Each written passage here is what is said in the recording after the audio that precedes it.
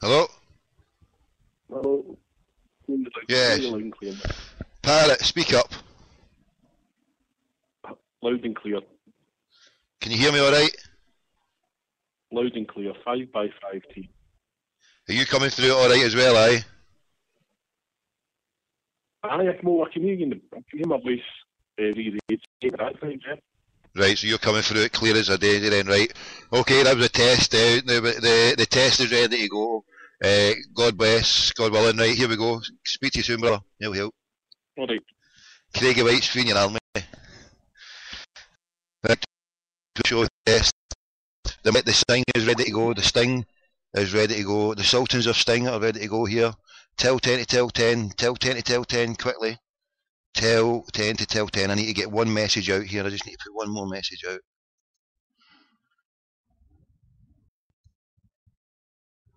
Right, stay there. You'll be live, tell 10 to tell 10. Once this goes down, I won't be able to retweet anything. I just want to... This is a live one, this is a live show. So exactly the same time when I did the call last year to Craigie White, exactly the same time, would you Adam leave it?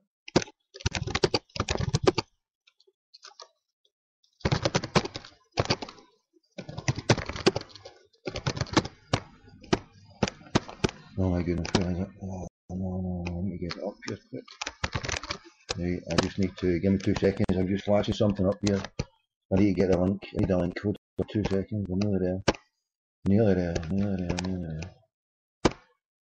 Almost, holding it down a lot down. This is Stuart Henderson, Fenian Army, Stuart Henderson's Fenian Army.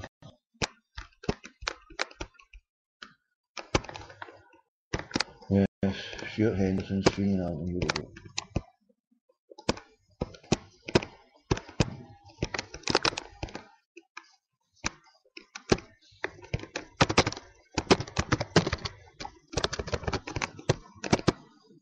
Right, here we go. Hold on, I need to make sure I've not made that absolutely.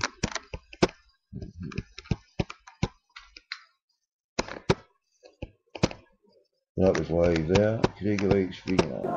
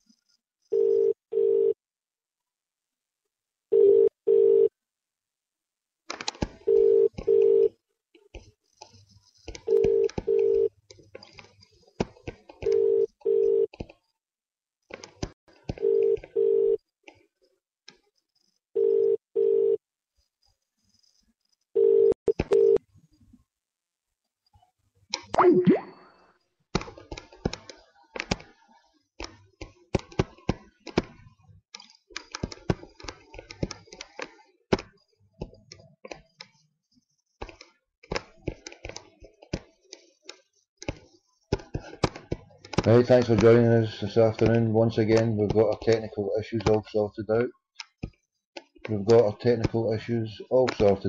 Now we just need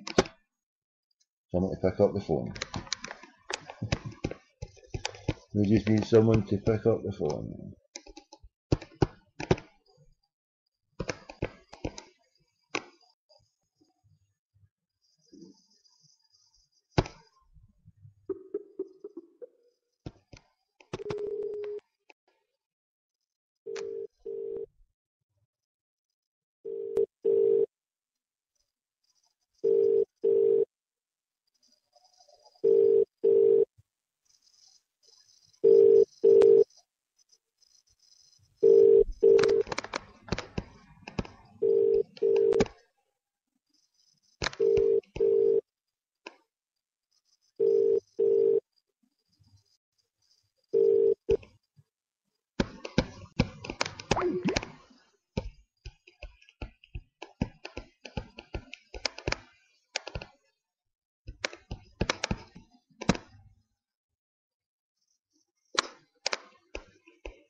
It's all loud and clear. We've got it all loud and clear, but we haven't got our guest. We haven't got our guest, no. And yeah, listen to the call I did with Craig White, and the part that struck me is when he said, you can't run any business at £1 million a month loss. You can't run a business at £1 million loss. You can't run a business at £1 million loss. Why would that be? And is there any club in Glasgow running their business at £1 million loss as we speak? A club that went into administration and liquidation, a new pro company and only 7 months old, is losing £1 million a month. £1 million a month from a new pro, when the bold, feeling like army boy, Craigie boy, said you can't run a business, there's no business that can run at £1 million a loss a month. So, where are these questions going to get answered at old Chuckles Green? Chuckles Green, we await you. We await you, Chuckles. Where art thou? Chuckles Green, where art thou? Right.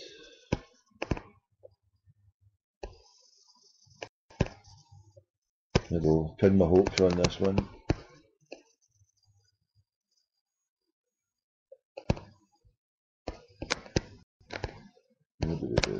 Craigie White's free Ravi again. I've got nothing else lined up. I've got other people lined up, but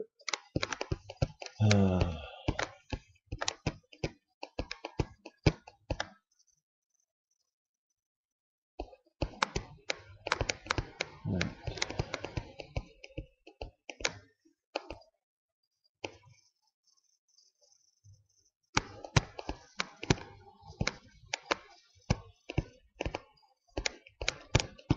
Okay.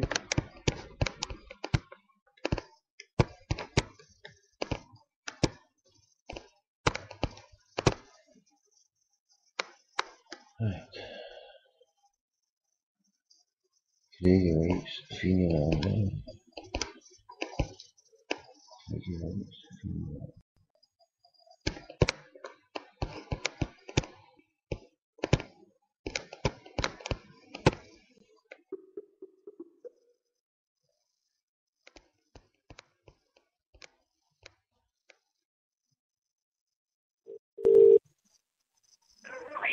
Hello?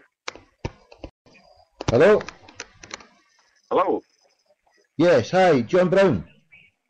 Who's this? How you doing? It's Stuart Henderson. Can you hear me okay, John? Hi, and who are you, Stuart? I'm phoning from the BBC in Manchester. I phoned the office, I think, was it Ashley or something? Or was it Laura, one of the girls that spoke yesterday? Okay. I think they passed the details on to one of my colleagues.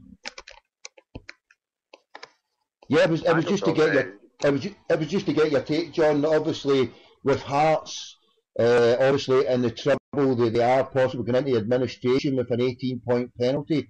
Are you feeling confident of your chances of remaining in the Premier League next season, John?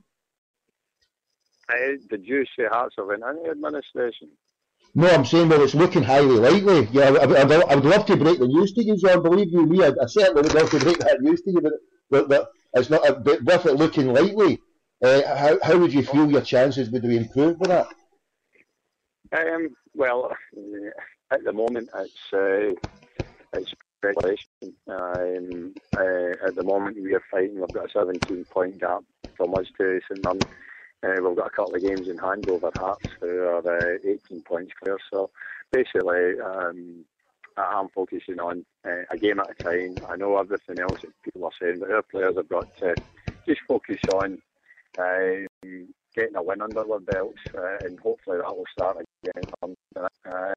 Everything else, we've just got to give it everything in every minute of every game from now to the end of the season, and see where it takes us. Whatever happens with other teams, then we can't really focus on that. We've got to concentrate on doing the job ourselves. Understand. And obviously Dundee, I went through administration previously, and listen, there's nothing worse. I was at Rangers as a scout when I went into administration, and it's a horrible thing. And the situation at Hearts, it's just tragic for everybody that works for the club. You know, that have got mortgages to pay, and I feel for them. I felt for Dundee when they went into administration a couple of times, and I experienced that and seen the pain and the worry in people's faces when Rangers went into administration. It's just a horrible thing. But the climate with the economy and everything else, the whole country and Britain's in a bit of a financial meltdown. But basically, we've just got to concentrate on the park, and that's what I say to the players. Focus on the game, the 90 minutes, and put all your energies into that. And I've got a good fighting spirit, a good bunch of players, and we'll go right to the last minute of the last game. Whatever happens elsewhere, we're not in control of that. We've just got to concentrate on football.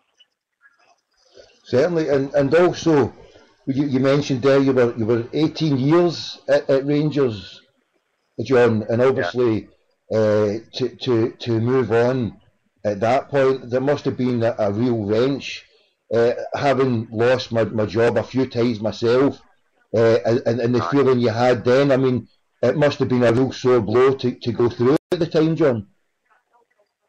Yeah, it was, you know yourself, you know, I was a player and coach for 18 years at the club, and just circumstance, football, you know, a new manager comes in, a new head of youth comes in, and people running the club change things around. I never ever got a reason why. It wasn't as if you weren't doing your job correctly. It was just change your faces. That's football for you, you know, and that's how cruel at times it can be. But you just move on, you know, and move on to the next challenge. And where I am now, you know, I went back as a scout, and where I am now, I'm back at a club that gave me an opportunity to play Premier League football and gave me a platform to move on to great success and move on. I had 3.5, 4 years at Dundee that was fantastic, and I want to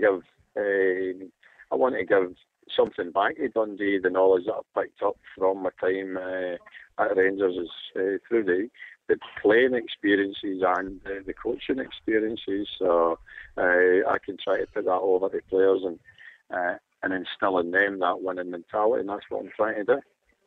And obviously, going from you started off your career. Did you start off your career with Dundee, John? Yeah. No, I started at Hamilton Accies. Hamilton Accies. When did you move from Dundee to Rangers? Was that the move you did the way back in? What year was that in? That's right. 88. Yeah. 88. I left Hamilton. I joined Dundee in 84, and I left in January 88. Graham Souness signed me.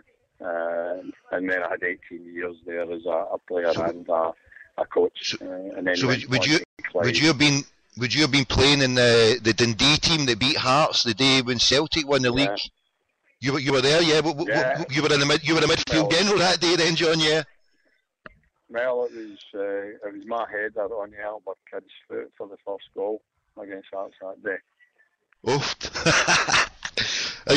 There must have been Albert Kidd. You must have been mighty relieved it was Albert Kidd that put the boot onto the end, because you wouldn't have been wanting to be celebrated by Celtic for helping them win the league title, would you, John? Yeah, Albert. It's funny you say that. The next day, Kenny Dalglish had a testimonial game at Hampden that the SFA honoured them, and Tommy Burns and Roy Aitken were over hugging me, and it was myself and Robert Connor who were on the select side, the SPL select side that played against the other select team. So I didn't take to that hug too well. None needing at Dundee, man, and then their allegiances were, you know. But even at that stage, John, you were a true dyed in the wool blue nose. Then can I ask you that? Were your feelings well known to other players at the time, or was it well known that you were a Rangers fan? You generally had. Well, first and foremost, I was a Dundee man. You've got to remember that, and when Dundee beat Hearts, we thought we'd qualified for the UEFA Cup for the 4th spot, and then it came through. Rangers beat Motherwell. We actually missed out, so there was a bit of taste in the mouth at the end of the game because we never made a European thing, and we've seen how distraught the Hearts players and fans were that day, who'd went 6 months without getting beat, and all they needed was a draw on the day, and Dundee managed to beat them. So I felt sorry for Hearts. I definitely after the game when we found out that we weren't in Europe, you know. Can I ask to dismiss a lot of the conspiracy stuff on that day? Were you trying your best that day? Were you giving it 100%, Bomber? Against Hearts? Yeah. Absolutely, because everyone of the Dundee players felt we would get that third or fourth spot for the UEFA Cup, and you've got to remember, whatever it was, an 85-6 season around about then. 86, that would have been the first time Dundee was in Europe since the 60s or 70s. So that was a massive thing.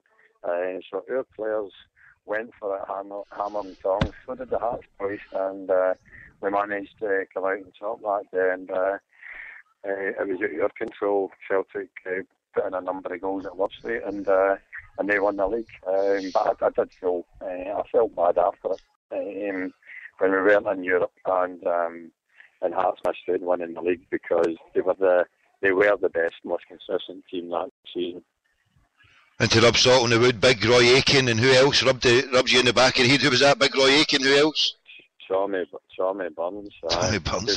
They're good pals of mine too. You know, we've known for years there. You know, and I always remember them coming over. And Tommy Docherty I was sitting at a table with Souness Hansen and Dalglish for lunch, petrified having lunch with them that morning. You know, I think going to Hampden to playing the same team as these guys. It was just it was a fantastic experience, but.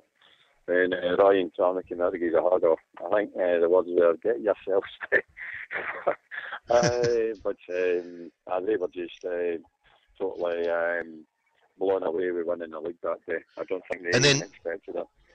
And then moving on to yourself, John, for when you got the move to Rangers, had you been watched for a while? Did you know it was on the move, or was it sudden and out of the blue type thing? It was out the blue. I put a transfer request in.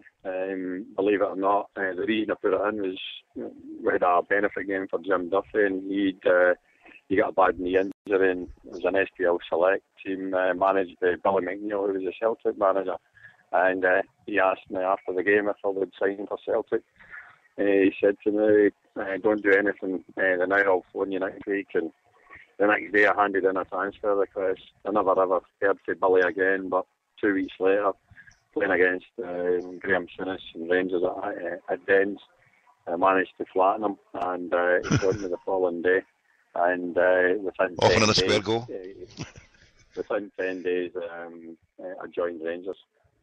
So let's just clarify that. Billy McNeil came to you. Would you have signed, first of all, would you have signed for Celtic if they put the offer in first? Who knows? And well, so he never did. He never did phone. Graham Souness phoned me the day after. We had a right good tussle with each other, and to this day I always thank Billy for all the championships that I won, because he was the one that got me to put in that transfer request.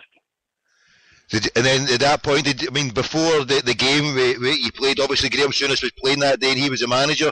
Did you have a feeling that, you must have had that feeling, Bomber, that there could have been a wee chance if you played the game of your life here, you could get the move of your life as it transpired? Did you have a wee inclination? Obviously, was that how you felt? No, I never ever thought Graham Souness would want to sign me, ever. So I just went out to try to do the best for Dundee, and I think a week before that, Dundee played Rangers at Ibrox, and Souness punched me in the kidney, and it knocked me out for the rest of the game. And then a week later, I always remembered that, so I gave him a right boot, and he pushed all the players away from me. They were all Butcher and Roberts, they were all growling at me, and he pushed them away, went leave them, and I get subbed. And then lunchtime the next day, I got a phone call and says Graham Souness, I'd like to sign you, So that was what happened, It was great at the time, but it must have been brilliant. With Dundee, and, must have been brilliant. It was fantastic. It's a great time with Dundee, and managed to score a number of goals against Rangers for Dundee, so they were my lucky team, actually. Yeah. And when Graham Souness came to you, he never gave you an extra EBT for the punch to make up, did he?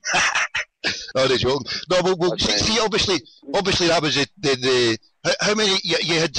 How many years did you have with Rangers then? How many medals did you win in total, Bomber? Refresh my memory, and for all the young fans that are out there, because there's many young fans who'll be listening to this, and they maybe not know, but you were there for a remarkable amount of time. How many league trophies did you win?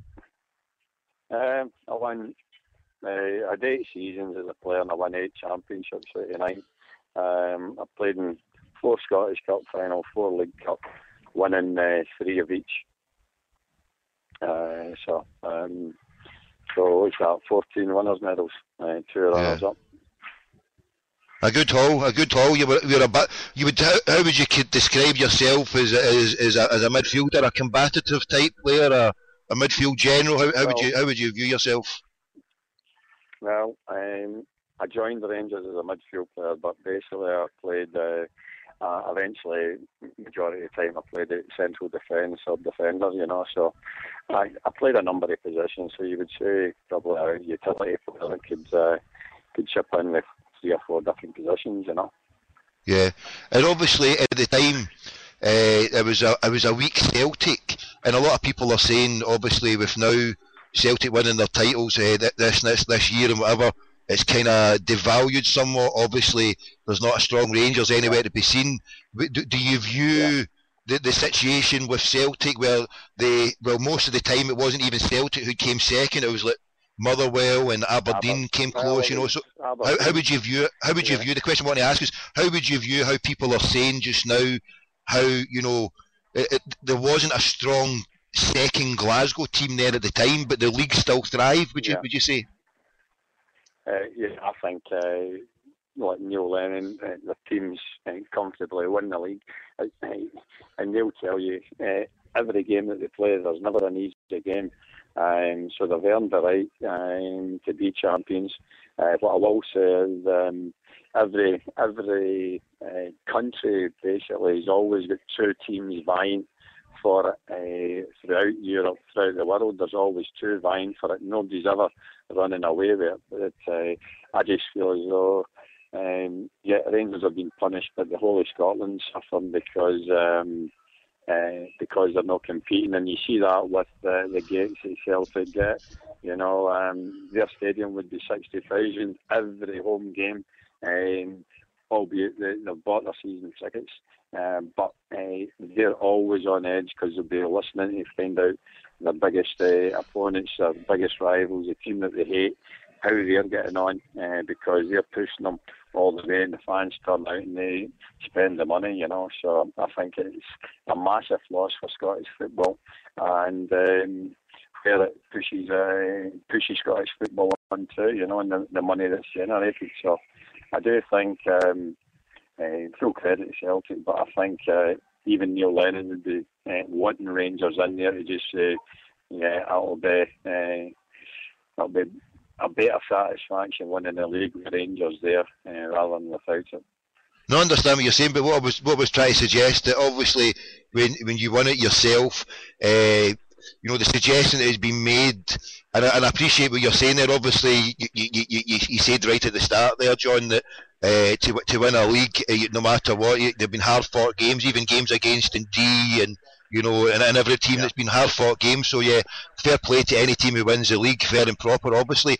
But what was obviously a lot of the attention that the media is given is that Rangers are not here, and it's somewhat. But you've addressed that in the way in dealing with what has happened. Obviously, moving on to what happened with Rangers. Yes, a lot of people are suffering, you know, Rangers fans and other Scottish football fans alike. But don't you feel that if Rangers were jettisoned into the Premier League last season at the expense of Dundee, do you think that would have meant the death knell of Scottish football? Because in effect, it would have meant that a team could have washed its hands of £50 million of debts to like the butcher, the baker, the candlestick maker, and be involved in a sophisticated tax mechanism that has went through the law courts and an independent tribunal. Do you think that people who call for, or who were calling for Rangers to be jettisoned in, because do you think that would have brought an end to Scottish football?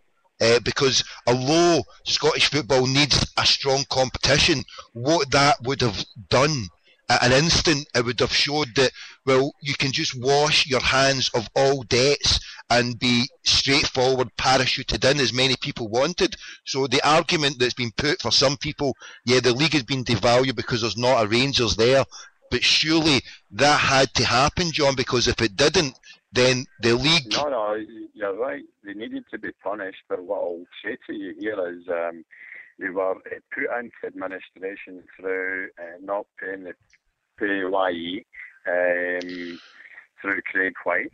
That was the reason they were put into administration. I was at the club at the time. Craig White constantly spoke about the big tax case. That was proved that that was thrown out, so that didn't count. So really, what happened to Rangers was through Craig White not paying the PAYE and the other stuff. I think it was about 9 million. That was the reason the Rangers went into administration. Everything else that you said there has been basically dropped for the HMRC and the EBTs and everything else. So no, but what I'm talking about, the 50 million to the liquidation. Yeah, well, obviously HMRC, the what Craig White was charged with was just above bringing the game into disrepute by almost just above max fixing, and that was not paying your tax, what you should do, obviously, and be up to date, because then that gave an unfair advantage. But what I was talking about, the ultimate liquidation of the club as a result, and then the £50 million to all and sundry that was wiped clean. So that's the part I was talking about, John. I think the other bits come into line where if that was paid, and then there might have been other people that would have shown an interest in buying the club. I think that was taken out. I understand what you're saying, and Craig White solely responsible for putting the club where they've ended up and deserved to be punished. Rangers have been punished. The whole of Scottish football has been punished. The fans have been punished for it. You say they're wholly. Sorry to interrupt, John. You say they're wholly responsible, Craig White, but you were there for the last year of Rangers when Craig White was there, but the other 17 years under David Murray. Surely the profligate spending and the not paring down of debts from David Murray maybe helped contribute, John? I think that played a big part too, yeah. And to put the club vulnerable with EBTs, but that's been proved in Rangers' favour. But I think David Murray, I think he spent through the Advocate years beyond what the income was, and that went to a level that was crazy. So I think David Murray, along with Craig White, who ultimately pressed the button, I think they've got a lot to answer to. A lot of the wild conspiracy theorists out there that have mentioned that Craig White was just a patsy, if you like, John, that David Murray couldn't be seen, a knight of the realm, couldn't be seen to having the liquidation of a main institution like Glasgow Rangers on his hand, and that the fall guy came in was Craig White. and to this day, with the charade that was Duff and Phelps, and obviously you were there at the time, did you ever find where the deeds went to, John, by the way, as a quick aside, because is there still some dubiety of where the deeds went to? Because to date, I've moved on. I've said what I said on the steps at the time. I was concerned about the football club. Now I'm the Dundee interim manager to the end of the season. That's where my energies are focused. Oh, of course, John, of course. No, well, I'm sorry to try to draw you in that way. It was just... What I'll say to you here is Charles Green's got to prove now that he's for the benefit of Glasgow Rangers. He's got the fans on board. He's got the so-called investors that will put all the money into the shares. Then, well, different companies or whatever. So that'll bankrolled, was it 22 million? So-called, yeah. So there's a lot of dubiety. There's a lot of dubiety about even how the money was raised when it was a debt for equity swap, and some of that 17 million, and the only real cash raised was from the hard-pressed fans. Do you think that obviously for many hard-pressed Rangers fans who have been duped by obviously maybe David Murray with his spending and not sorting things out, passing over to Craig White, do you think there's a good chance or a possibility that this could may happen again under Charles Green? I understand if you want to pass by on that one, John. I've got concerns, I've got to admit. Yeah, but Charles Green's he's the man that's in there now, and he's fighting the cause. All the fans have bought the season tickets. They're right behind him. He's got to take Rangers to the next level. Whether he can do that, time will tell, but he's the man there. Everybody's behind him. The fans are behind him. So he's got to go and step up to the mark and make sure that all the chalk is produced and takes Rangers to the next level, So because if you look at it, he's got a bonus that he doesn't have to splash out the season ticket cash in the summer. And if he takes all that cash in the summer, if he manages to take Rangers through the end, he's got a tie-in with the shares issue. And this is where I think a lot of people should look at how he was in a group of investors who we know not who, managed to buy in at 1 pence. They floated Rangers at 70 pence. Now they've got a tie-in. The reason why I think anyway, and I put a suggestion out there, that they brought the share issue for the December was because they've got a 12-month tie-in. So whatever the share price is, as long as they're a decent price come the middle or end of December, they're getting a lovely little Christmas present, and then they can dilute their interest, move on, and hey presto, Rangers will be in the hands of even more unknown investors, but come the start of the transfer window in January, when the money will have to be splashed, and maybe Charles Green won't be about. Is this a fear that I know many Rangers fans have shared with me? Would you see that scenario? Would you give any credence to that scenario, John? Well, I would think anything's possible, but at the same time, all the so-called big Rangers fans had an opportunity to get the club through Duff and Phelps. Charles Green got in. I was involved with a couple of consortiums, but we never got a response from them to get it. So there was from Duff and Phelps? Rangers fans out there. Can I ask, was that through Duff and Phelps? Did you try through Duff and Phelps? We didn't get a decent response? Yeah. Because basically, even after that, I went to Charles Green's consortium that took over to make an offer. So there was a couple of consortiums that were wanting to make them a good offer to take over the club, but the lawyers declined. So we just stepped away when the fans started buying the season tickets. So, but that was in the summer. But there was plenty of other so-called big Rangers supporters who are very wealthy guys that were showing an interest, but I don't know what it was that frightened them away. But they had the opportunity to get control of their own club, and they never. And Charles Green's in there now. The bottom line is he's got to go and show that it's not just about money. It's about a love affair. Time will tell whether that happens. And Stuart Regan last week suggested that people should move on Now, with there still been a lot of dubiety, okay, it might be Lord Nimmo Smith, but there's been Lord decisions made wrong before, and I'm not trying to cast aspersions on anything previously, but there is people who make mistakes, and certainly people have commented that Sandy Bryson, that his comments and how he directed the Lordship last week, leave it open to people make the accusation that, well, there's never going to be a closure on this, because on the one hand, yes, Rangers might have been found not guilty so far in the big tax case, but there's an appeal going on, and Rangers might have been found, well, they were found guilty on certain aspects, but the key aspect, as in being found guilty for being given a sporting advantage, a lot of people, and it bases on that decision that why it wasn't a sporting advantage. Do you think that the decision given last week... You seem to have a thing about still dragging Rangers through the mire here.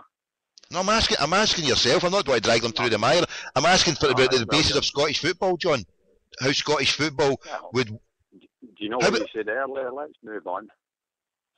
Can I ask me, why do you perceive I want to drag Rangers through the mire? Because many people, you said there, Rangers have had a punishment, but to date many people would say they've only suffered consequence of action. If they'd paid their 50 million bill to the butcher, the baker and the candlestick maker, they wouldn't have went into liquidation, John.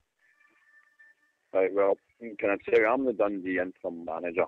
Oh, of course. But the reason why I'm here was 18 years at the time of David Murray and then the last year of Craig White. You're a key integral part of what happened at Rangers at that time, John, and that's why. And the reason, obviously, for Scottish football, I wasn't attacking, it's not being obsessed with. I'm just wanting to, obviously, a decision was made last week, and that a lot of people are failing to accept this decision, John. And I was just trying to ask you, the last question I was trying to put to you was, you're happy to move on, but other people are not. There's going to be a stalemate at some point. Is there a resolution? Do you see the Rangers have been punished? Yeah, absolutely. I think they've been punished. They've been everything's been thrown by everybody in the country, and they've been punished. Let's move on. The people like David Murray and Craig White, hopefully. Investigations, whether it's police investigation or that will find wrongdoing and they'll be punished for that. But the people of Scotland, if the people, the bottom division, they've been punished, and I think your colleagues at the BBC should look at that and say decisions have been made. Right, time to move on. Stop dragging this through the muck and just let's get. No, I think.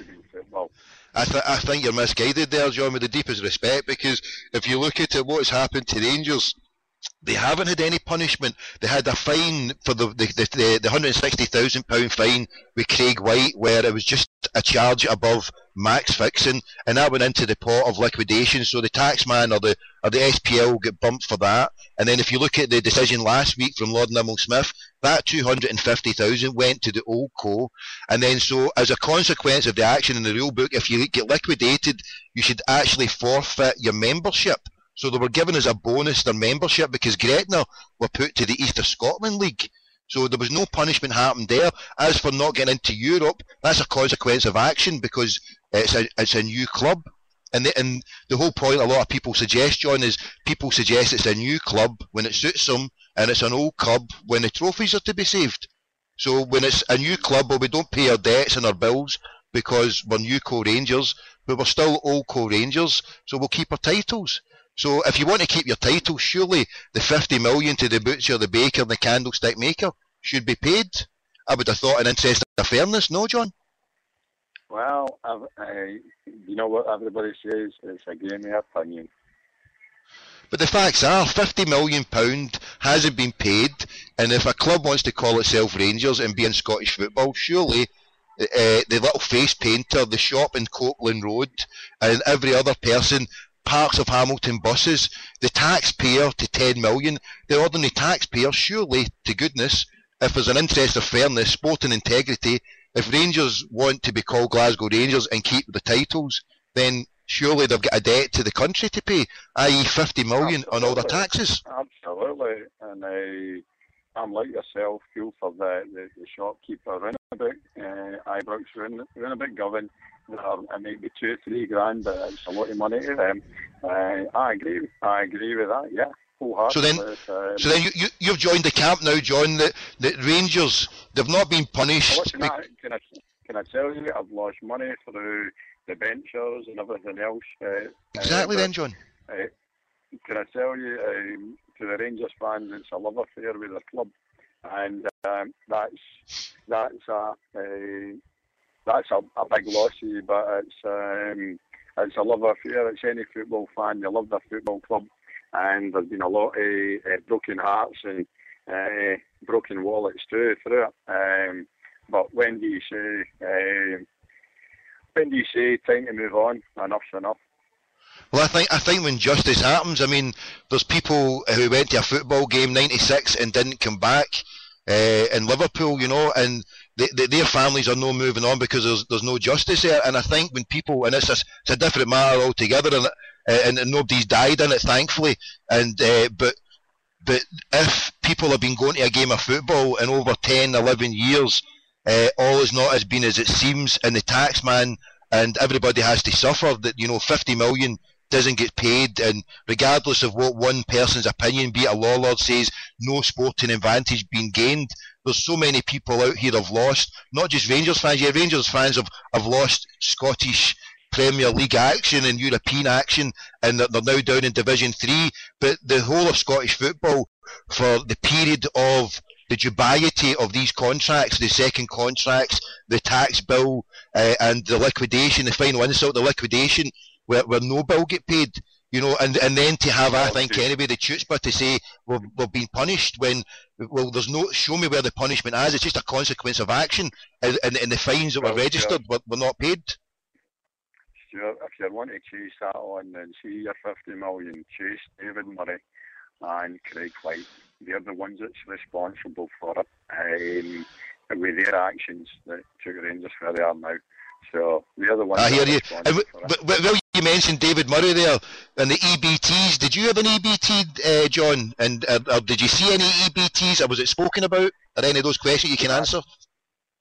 I played to 1996 for Rangers. The EBTs came in 2001 to 2010, was it?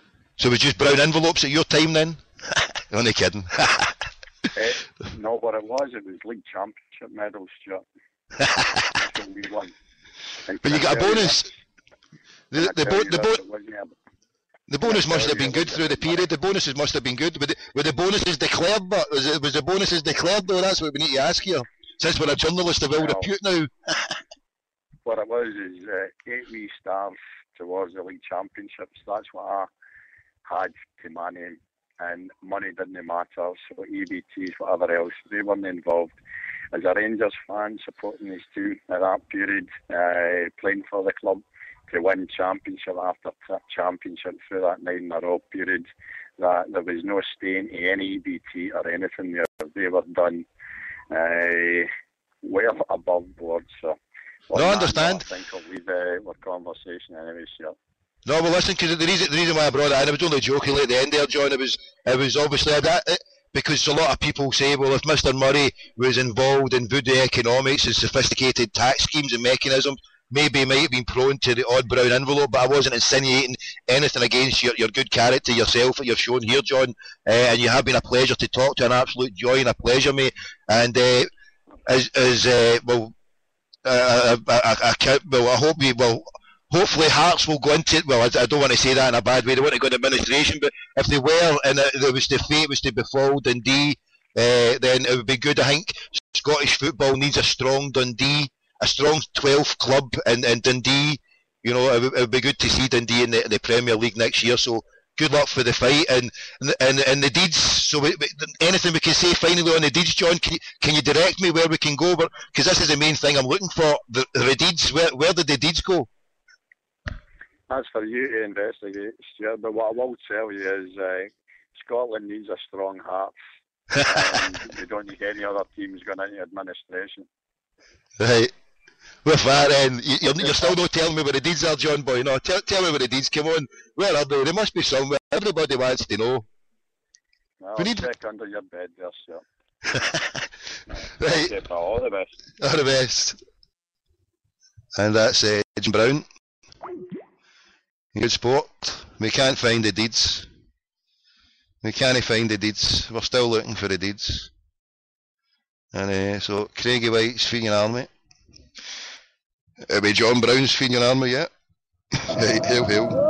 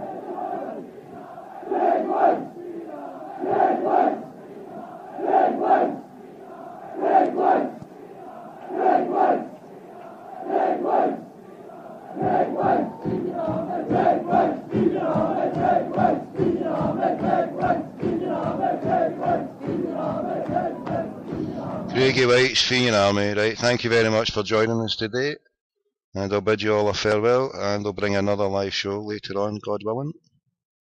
John Brown meets Stuart Henderson. The last time I had a run out of Stuart Henderson was a year ago today with Craigie White. So John Brown, a nice erudite chap.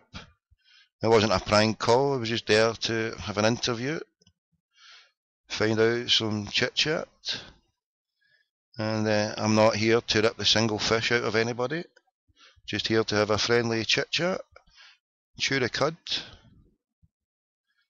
and yeah, at least he tried that day when I thought I'll cut him a bit of slack anyway. The day he tried hard to stop Hearts winning the league. Gone the bummer. The Bummer Brown and Albert Kidd. Who would have thunk it? Right, thank you very much. Hail, hail people. Thank you. Good night. God bless. Will we play the soldier song? Will we need the soldier song? We'll finish. It's no night time yet. Right. Good night. God bless. Good day. God bless. Good afternoon. God bless. And I'll bring you something else later. Hail, hail.